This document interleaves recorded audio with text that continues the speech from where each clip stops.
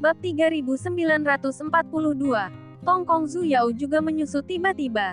Tentu saja bukan hanya dia, tetapi juga dua avatar Zuci yang berdiri di atas binatang terbang raksasa itu. Bahkan sebelum melihat kekuatan Xiao Yan, dia sudah dikalahkan. Pada saat ini, melihat Xiao Yan yang melambaikan penguasa berat Bahuang Xuan, dan api yang membakar di sekujur tubuhnya, Zuci juga terkejut. Benar saja, itu adalah tubuh abadi.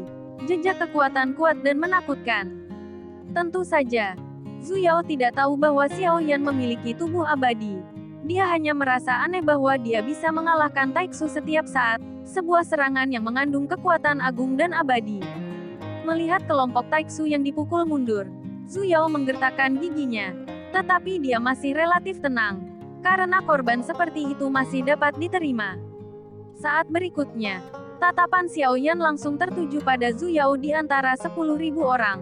Tidak mudah membedakan pemimpin mereka dari 10.000 orang. Karena semuanya mengenakan baju besi dewa palsu dan terlihat sama. Namun sepertinya menjadi pemimpin Taixu adalah hal yang sangat membanggakan. Karena semua Taixu memakai pelindung wajah. Hanya Xing Hui, Zuyao, dan beberapa lainnya yang menunjukkan wajah mereka. Tentu saja, jika Anda memakai topeng dalam pertempuran, Anda mungkin tidak merasakannya, tetapi pasti akan membuat tidak nyaman untuk waktu yang lama. Hanya Taixu yang kuat dengan status lebih tinggi yang dapat membuka topeng itu. Memang tubuh di bawah baju besi dewa palsu terlalu lemah, dan hanya ketika perlindungan penuh kapan saja musuh tidak dapat memanfaatkan celah tersebut. Tatapan Xiao Yan dan Zuyao bertemu di seberang kehampaan. Dan yang terakhir juga sedikit terkejut, tidak mengharapkan Xiao Yan untuk melihat langsung ke arahnya. Hei, tidakkah ada di antara kalian di Taixu yang bisa bertarung? Xiao Yan mengangkat kepalanya, suaranya diresapi dengan sumber energi Tuhan, dan baru kemudian menyebar dalam kehampaan ini dan mencapai telinga semua orang di sini.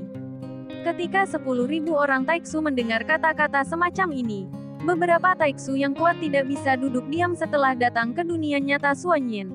Meskipun Taixu tidak menonjolkan diri, tetapi mereka yang mengenal Taixu tidak berani memprovokasi mereka dengan mudah.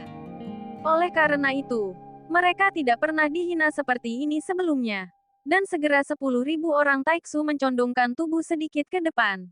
Seolah-olah selama Zuyao memberi perintah, mereka akan bergegas keluar tanpa ragu-ragu, dan kemudian mencabik-cabik Xiao Yan. Dari mana datangnya Xiao Xiao? Komandan Zuyao langsung membiarkan semua pasukan menghancurkannya. Bahkan jika orang ini aneh, dia pasti akan dihancurkan sampai mati. Tidak jauh dari Zuyao, seorang pria kuat dalam baju besi Void God tidak dapat menanggung hinaan kata-kata Xiao Yan.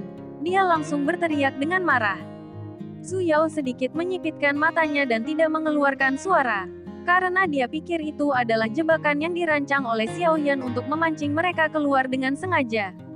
Saat memikirkan hal ini, mata Zuyao tiba-tiba melebar, dan matanya langsung terpaku pada permaisuri di belakang Xiao Yan. Apakah mereka tahu bahwa kita menunda waktu? Zuyao memandang Xiao Yan yang tidak tergesa-gesa. Sepertinya dia tidak takut pada mereka, tetapi dia sedang menunggu sesuatu. Melihat Taixu dan yang lainnya tidak bergerak, Xiao Yan sedikit mengangkat alisnya. Bahkan jika kamu ingin menunda waktu, Xiao Yan mengangkat bahu dan berkata. Wajah Zuyao menjadi gelap ketika mendengar ini. Pihak lain benar-benar mengetahui hal ini. Kamu tahu, sudah terlambat untuk melarikan diri sekarang. Zuyao mendengar bahwa pihak lain jelas mengetahuinya, tetapi dia masih tidak takut. Di mata Zuyao, itu sangat arogan. Terlalu membosankan untuk menunggu seperti ini. Jika kamu tidak ingin bergerak, maka aku tidak akan sopan, kata Xiao Yan. Genesis Qi Xiao Yan telah menembus hingga 40 miliar. Dan jika 40 miliar Genesis Qi ingin sepenuhnya distabilkan di dalam tubuh, pertempuran adalah cara terbaik untuk berkultivasi. Ji Ying berhenti saat mendengar kata-kata itu, lalu berkata kepada Xiao Yan melalui transmisi suara. Kamu tidak berniat membiarkan kami berdua memilih puluhan ribu dari mereka. Ji Ying berkata dengan curiga. Dia baru saja berurusan dengan ratusan orang itu. Meskipun Ji Ying mengusir mereka semua, tetapi Ji Ying telah dipukuli oleh Taixu beberapa kali, dan ratusan orang terus mengepung. Meski tidak mengatakan apa-apa, Ia masih mengalami banyak luka barusan. Meski tidak fatal, Jiu Ying tidak ingin merasakan sakit saat serangan senjata itu benar-benar mendarat di tubuhnya. Apakah kamu takut? Xiao Yan memandang Jiu Ying. Dan nadanya jelas bisa merasakan kepahitan. Tidak, kita berdua harus berurusan dengan hampir 10.000 orang. Jiu Ying menjelaskan. Kamu takut? Katakan padaku sebelumnya. Biarkan binatang ajaib datang. Mari kita pergi ke pusat bersama. Kata-kata Xiao Yan menusuk harga diri Jiu Ying seperti jarum. Mata Jiu Ying tiba-tiba melebar. Tanpa mengucapkan sepatah kata pun, dia bergegas menuju Taixu Wanwan dan berteriak keras. Siapapun yang selangkah lebih lambat adalah pengecut. Xiao Yan memandang Jiu Ying dengan sedih, tetapi tanpa ragu. Dia melangkah maju dan berubah menjadi pelangi untuk terbang menuju Taixu Wanwan.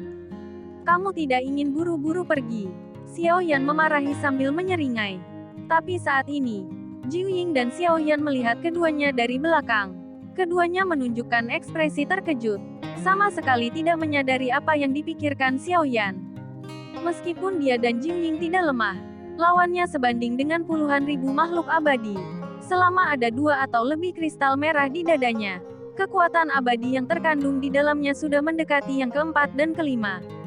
Ada kerumunan besar orang kuat dengan kekuatan ini, dan masing-masing dari mereka menyerang mereka, yang cukup membuat mereka berdua menderita. Melihat penjarahan Xiao Yan dan Jiu Ying, Zhu Yao langsung mengerutkan kening dan hanya bisa mengangkat tangannya. Setelah mendapatkan Void Zhu Yao, sosok Taixu yang telah lama meredam amarahnya seperti kuda liar yang melarikan diri. Mereka tidak akan marah karena hanya beberapa ratus orang yang dikalahkan barusan. Karena ratusan orang itu sebenarnya bukan Taixu yang sebenarnya. Belum lagi jumlah orang yang menyerang secara berkelompok saat ini bukan ratusan, tapi ribuan. Sosok padat menyelimuti Xiao Yan dan Jiu Ying. Pada saat yang sama, Demon Sky Beast melihat ke ujung, lalu melirik naga raksasa bersisik darah dan Suekun, dan berkata perlahan. Bocah itu berkata, tentara melawan tentara, jenderal melawan jenderal. Sekarang saatnya bagi kita para jenderal untuk keluar, kata Demon Sky Beast, dan naga skala darah juga meraung dan mengangguk berat. Ketika ribuan orang menyapu ke arah Xiao Yan dan Jiu Ying seperti air pasang, terdengar suara gemuruh di belakangnya. Xiao Yan tidak berbalik. Dia tahu bahwa para pejuangnya akhirnya mau keluar. Semuanya. Siapapun yang membunuh paling sedikit. Menurut kata-kata Jiu Ying, siapapun pengecutnya. Xiao Yan tertawa keras. Suaranya penuh amarah. Untuk Taixu, Xiao Yan hanya ingin membunuh mereka semua, menghancurkan berkeping-keping. Karena jika dia tidak melakukan ini, maka Taixu akan menghancurkan mereka. Makhluk di alam Suanyin dan dunia Sengsi berkeping-keping. Tidak perlu menunjukkan belas kasihan kepada penyusup. Bunuh saja mereka.